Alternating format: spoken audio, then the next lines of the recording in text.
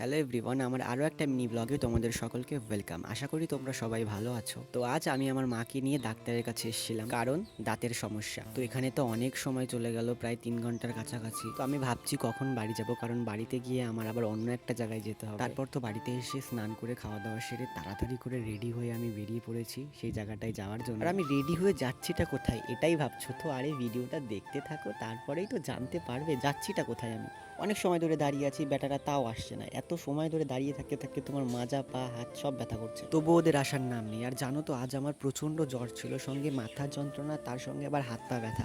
আমি তাও রেডি হয়ে যাচ্ছি। এখান থেকে তো আমরা দুজনে যাচ্ছি, আমাদের সঙ্গে আরও একটা বন্ধু যাবে। তো তার জন্যে ওকে বাড়িতে নিয়ে আসতে যাচ্ছি আমরা দুইজন। তারপর তো বন্ধুকে পেছনে বসিয়ে নিয়ে সোজা চলে গেছিলাম বনগাঁতে। আর বনগাঁর রাস্তা দেখো এখন কি দারুণ লাগছে না? আজকে ওয়েদারটাও সেই লেভেলের ছিল। তো তারপরে চলে গেছিলাম একটা ক্যাফেতে, আর ক্যাফের থেকে চা খেয়ে ওখান থেকে বেরিয়ে পড়েছিলাম যেখানে আমরা যাব। তো যাচ্ছি আজকে বনগাঁতে খেতে, কারণ আমার বন্ধুর জন্মদিন ছিল, তারই ট্রিটও আজকে দিল, তার জন্যই সেখানে যাচ্ছিলাম। তো যারা এত সময় ধরেও আমার ভিডিওটা দেখছো তাদের কাছে আমি ক্ষমা চাচ্ছি এত সময় ধরেও তোমাদেরকে বসিয়ে রাখার জন্য। তো তারপর আমরা দোকানে চলে এসেছিলাম। তারপরে ওখান থেকে আমরা তিনজনের জন্য 3টে বিরিয়ানি অর্ডার দিয়েছিলাম, তার সঙ্গে ছিল একটা কোল্ড ড্রিঙ্কস। আর খেতে খেতে তো আমার অবস্থা খারাপ হয়ে গেছিলো, আমি তো খেতেই পারছিলাম না। আমার পেট পুরো ভরে গেছিলো, কারণ আমি বাড়ির থেকেই খেয়েছিলাম, তার জন্য আর খেতে পারছিলাম না। আর ওরা আমাকে তো সেই বকা বকছে যে তুই কেন খেয়ে এসেছিস বাড়ির থেকে।